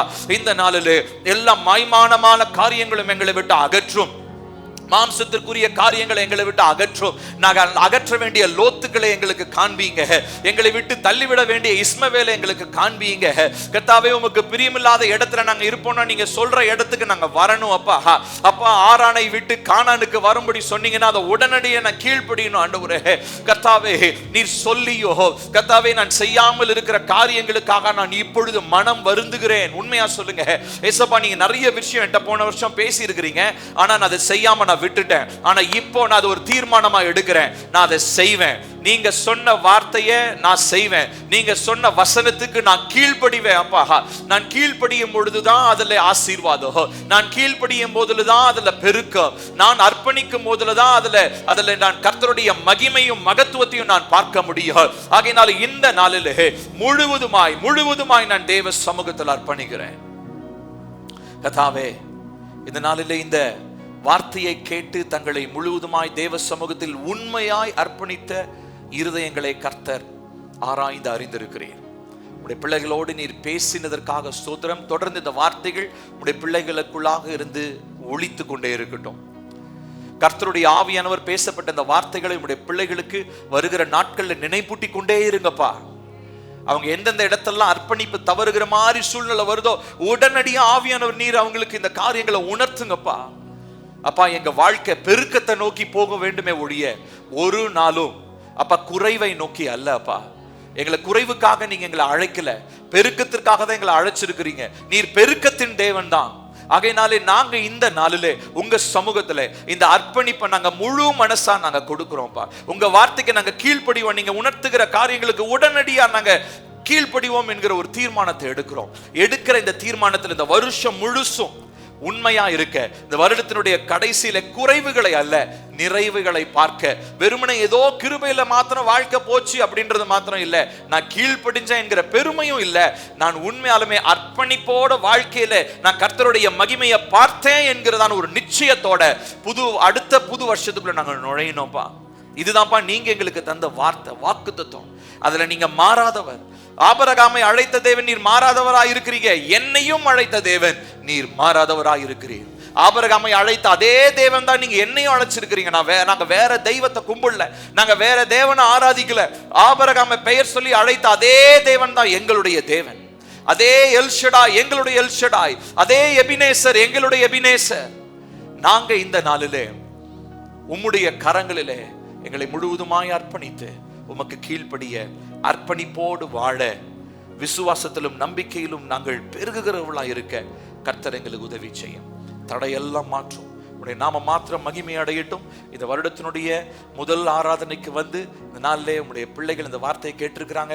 இந்த நாளிலிருந்து இந்த வருடம் முழுவதும் நடக்கிற எல்லா ஆராதனைகளிலும், ஞாயிற்றுக்கிழமை மாத்திரம் இல்லை, நாங்கள் திட்டமிட்டிருக்கிறபடி நீர் சொன்ன திட்டத்தின்படி இந்த வார நாட்கள் இருக்கிற எல்லா ஜப நேரங்கள், ஆராதனைகள் எல்லாவற்றிலும் தேவ பிள்ளைகளாகிய நாங்கள் அர்ப்பணிப்போடு வர, தேவ வார்த்தைக்கு அப்பா ஆர்வமாய் கீழ்ப்படிய கர்த்தர் எங்களுக்கு உதவி செய்யும். எங்களை பரிசுத்தப்படுத்தும். இந்த வருடத்தினுடைய ஆசீர்வாதத்திற்காக எங்களை தகுதிப்படுத்தும். உம்முடைய நாம மாத்திரம் மகிமை அடையட்டும். வருகைக்காக எங்களை ஆயத்தப்படுத்தும். இயேசுவின் நாமத்தில் கேட்கிறோம் எங்கள் ஜீவனுள்ள நல்ல தகப்பனே, ஆமென். நம்முடைய கர்த்தராகிய இயேசு கிறிஸ்துவின் கிருபையும் பிதாவாகிய தேவனுடைய அன்பும் பரிசுத்த ஆவியினுடைய காவலும் ஐக்கியமும் நம் அனைவரோடும் இன்றும் என்றும் சதா காலங்கள் நிலைத்திருப்பதாக. ஆமென், ஆமென், ஆமென். ஒரு நிமிஷம், பைபிள் குவிஸ் பற்றி ஒரு சில காரியங்கள்.